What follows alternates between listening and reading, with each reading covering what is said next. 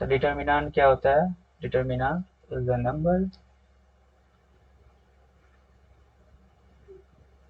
The number associated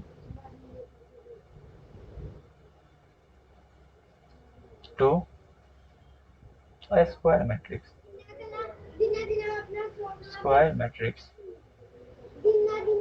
ये only क्या होगा? स्क्वायर मैट्रिक्स पर अप्लीकेबल होगा, ये नहीं रेक्टेंगुलर मैट्रिक्स होगा उस पर अप्लीकेबल नहीं होगा, समझे? आया समझ में? Yes sir. हम्म, जैसे इसको अगर लिखना होगा कैसे, इस फॉर्म में लिखते हैं। इफ ए क्या है? मैट्रिक्स है, इसमें ए आई जे क्या है? एलिमेंट है, ठीक है। Is a square matrix of order N. Order N मतलब क्या? एन बाई एन, जब शुरुआत से आ रहे हैं बताते। Then the determinant of A is denoted by, ऐसे भी डिनोट करते हैं, डेट ए, इसको डिटर्मिनेंट ए बोलते हैं, या तो ऐसे मॉड ए लगा दो, इसको भी बोलते हैं डिटर्मिनेंट ऑफ ए, या ट्रायंगुलर साइन हो ऐसा, इसको डेल्टा बोलते हैं, इसको भी हम डिटर्मिनेंट बोलते हैं, समझे?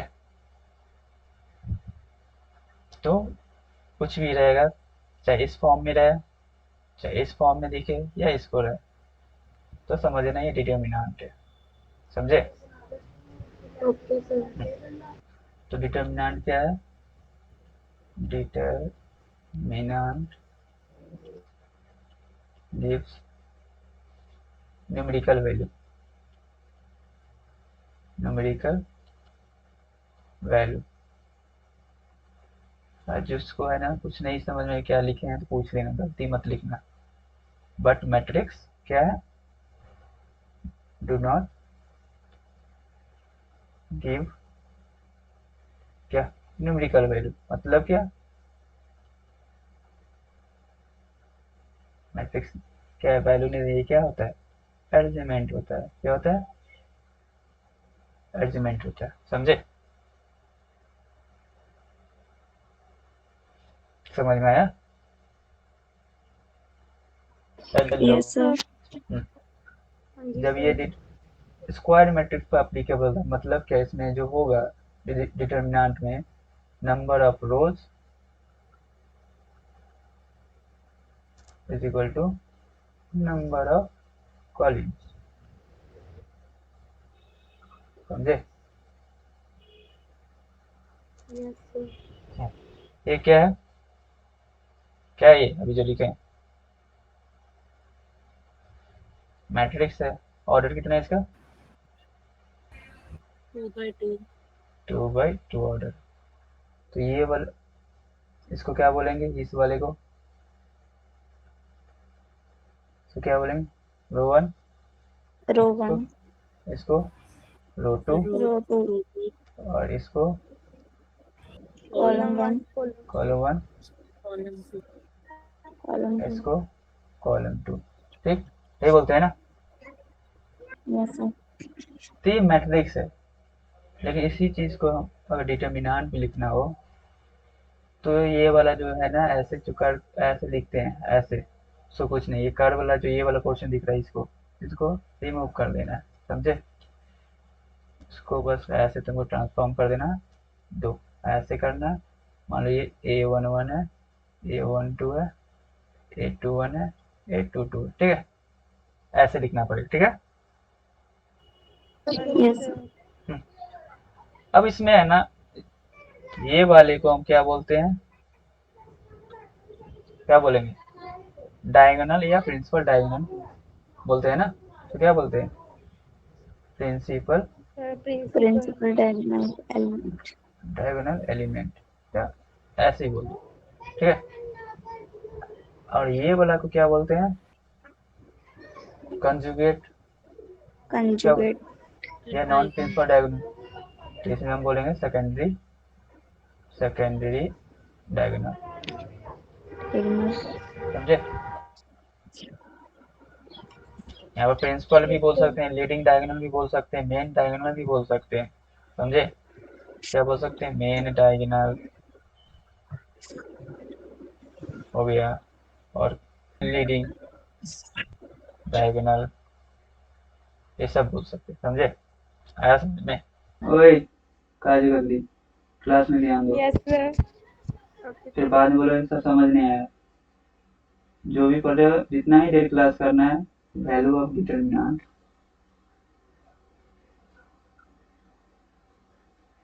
ऑफ अ मैट्रिक्स, मान लो ए मैट्रिक्स कोई है जिसमें हम A B C D element, ठीक है? यस चाहे सर। चाहे एल इस फॉर्म में लिख देते हैं, पहले हम समझाने थे मेरे को, तो वैसे इस फॉर्म, इसको एलिमेंट के फॉर्म में रख देते हैं, A11 A12 A21 A22, ठीक है? ये 2 by 2 मैट्रिक्स है, ठीक है? अब इसका ओके डिटर्मिनेंट निकालना है, ठीक है? तो डिटर्मिनेंट के लिए हम क्या लिखेंगे? ऐसे तुमको लिखना होगा ए डिटर्मिनेंट ऐसे करके, या तुमको लिखना होगा डिटर्मिनेंट ऑफ ए ऐसे, समझ गए? या डेल्टा ए इस तरीके से, समझ गए? तो हम ऐसे हाँ लिखेंगे। जी सर। हाँ जी सर। तो अगर ये ऐसे लिखा है तो समझना वो डिटर्मिनेंट की बात किया जा रहा है। तो कुछ नहीं करना है, इसको लिख दो इस फॉर्म में, डिटर्मिनेंट एक लाइन खींचो, उसके अंदर ये सबको डाल दो, A21 A22, हो गया? अब क्या करना है यस सर। तुमको? प्रिंसिपल डायगोनल एलिमेंट ये है ना, इसको इससे मल्टीप्लाई करना है। यस क्या सर। करना है? मल्टीप्लाई करना है। तो पहले मल्टीप्लाई कर लेते हैं, तो क्या हो जाएगा? A11 A12 सॉरी A22 होगा। यस अब इसको सर। क्या करना है? ये हो गया, इसके बाद इसको माइनस करना है नॉन प्रिंसिपल डायगोनल एलिमेंट, मतलब ये वाले से, ओके समझे? तो हाँ इसको जी सर। माइनस माइनस साइन दोगे, फिर ये हो जाएगा तुम क्या? A12 A21, A21। तो ये हो गया वैल्यू ऑफ डिटर्मिनेंट, समझे? समझे कि नहीं समझे? कुछ यस नहीं, sir. Yes sir. Principal diagonal, product of principal diagonal minus क्या किए हैं? ये तो दोनों प्रोडक्ट ही है ना, प्रोडक्ट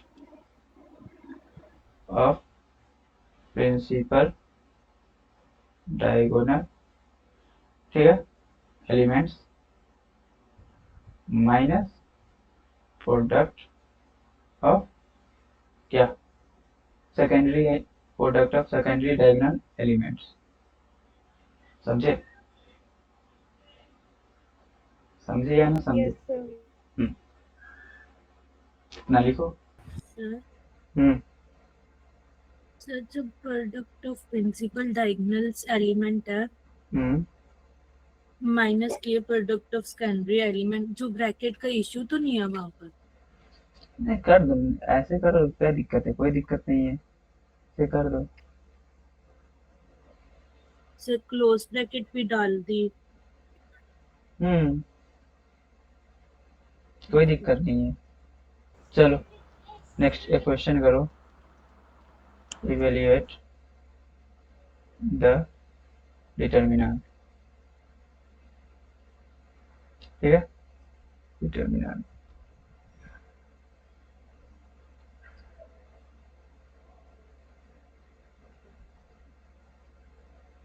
टू है 10 है 16 है। चलो ये ऑलरेडी डिटर्मिनेंट में दे दिया गया, तुमको मैट्रिक्स में नहीं दिया गया, समझ गए ना? तो तुमको सॉल्व करना है। तो क्या होगा इसका आंसर? कुछ नहीं, प्रिंसिपल डायगोनल को मल्टीप्लाई करो तो क्या हो जाएगा? 32, माइनस का साइन दो, समझा के लिख देते हैं, नहीं तो फिर बोलोगे ये कैसे आया? 32 इंटू 60 माइनस 10 इंटू 2, सर 12। तो 30 माइनस 20, तो 12 इसका आंसर हो जाएगा, समझ गए? यस। नेक्स्ट क्वेश्चन है 2 4 माइनस 5 माइनस 1, सो कैसे करोगे? 2 into minus one, 2 into minus one कर दो, फिर -5 इंटू 4 लिखो या 4 इंटू -5 लिखो, सर समझे, उससे कोई 80। दिक्कत नहीं है। ये जरूरी नहीं कि हम सर यहाँ 80। हाँ 10 इंटू 2 लिखे हैं तो हम ऐसे ही लिखे हैं, 2 इंटू 10 भी लिख सकते हो। कहानी ये यहाँ से छुए है, यहाँ से कहानी छुआना है, ठीक ना। हाँ, तो ये हो जाएगा -5 इंटू 4, तो ये हो जाएगा -2, माइनस माइनस प्लस हो जाएगा, तो ये हो जाएगा 20, -2 और +20 कितना हो जाएगा, +18, ये हुआ ना। Yes sir. हाँ, आया समझ में, हाँ आया। जी सर। एक क्वेश्चन और करो, 1। क्या होगा, cos square theta minus minus plus हो जाएगा साइन स्क्वायर थीटा, ठीक है। cos square plus sine square theta कितना होता है, 1 होता है। 1। हम्म, आया समझ में। तो बताएंगे यस कहाँ पर सर। जीरो है, तुम वैसा डिटर्मिनेंट सॉल्व करने की कोई जरूरत नहीं, तुम देख के आंसर आंसर ऑप्शन में जीरो दिखा है तो टिक कर दो, सही होता है, समझे। नेक्स्ट है question, x square minus X plus 1 x plus 1 x plus 1 x plus 1, इसको माइनस कर दो। सर वो 7 है। ये 1 है, 1 1 सर 0 आएगा क्या? 0, शायद। देखते हैं, शायद पर कहे जीते हो। हम्म, जो है वो आंसर बताओ, शायद पर मत जियो। 0 आया तो कैसे आया ये बताओ, सॉल्व किए हो तुम, हाँ जी। भेजो तो फोटो खींच के, नोट्स सबको है ना बना के भेजना है, नहीं हाँ जी लिखोगे सर। स्क्रीनशॉट मार लिए चलो काम चल जाएगा, फिर आगे जाके पछताओगे, जब रिवीजन करने का टाइम हो तो समझ नहीं आएगा।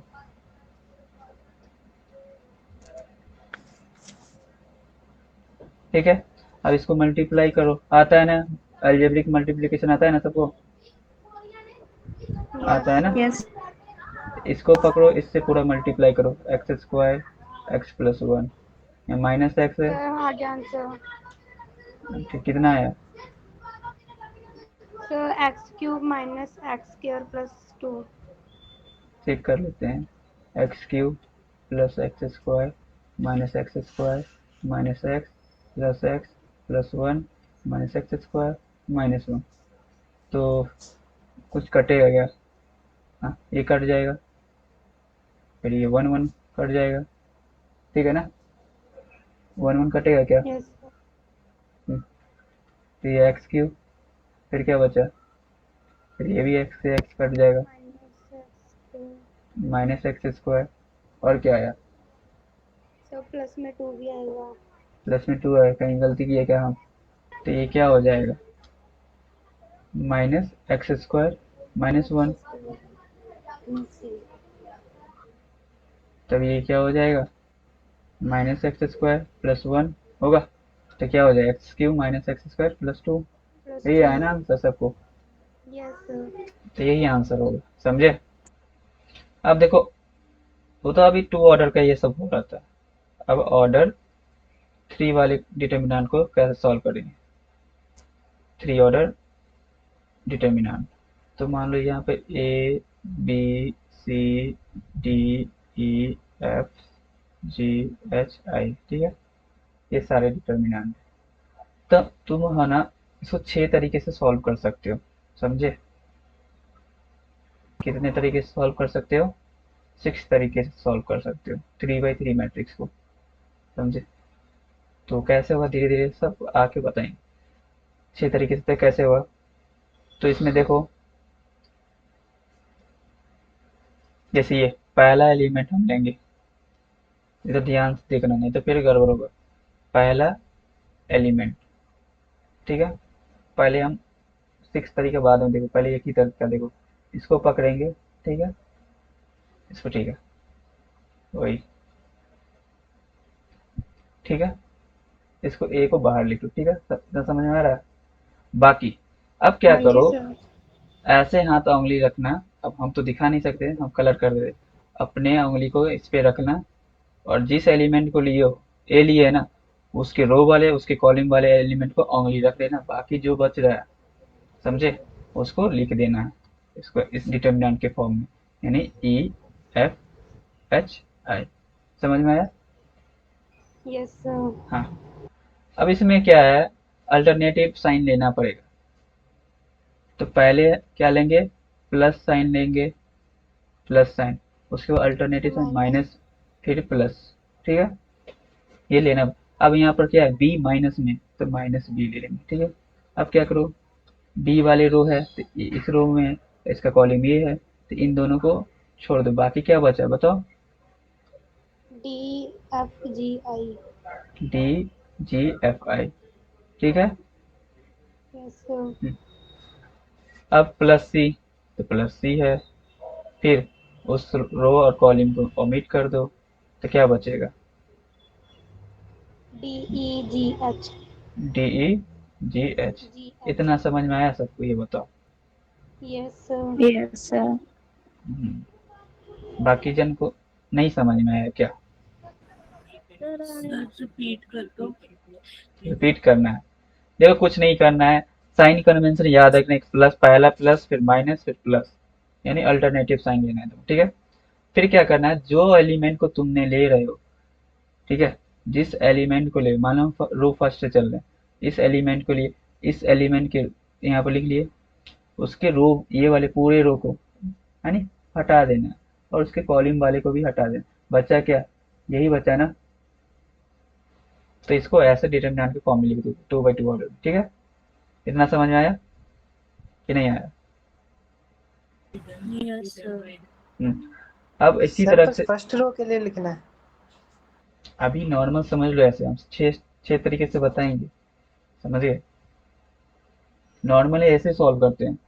फिर यहाँ पर माइनस अल्टरनेटिव, तो माइनस बी लिखे, अब इसको पकड़ो, तो यहाँ लिख दिए माइनस बी, इस रो वाले के सारे एलिमेंट को, इसके ठीक नीचे वाले जो कॉलम है उसको हटा दो, तो बच्चा क्या, डी जी और एफ आई, तो डी जी एफ आई लिख दी। ठीक है, इतना समझ में आया?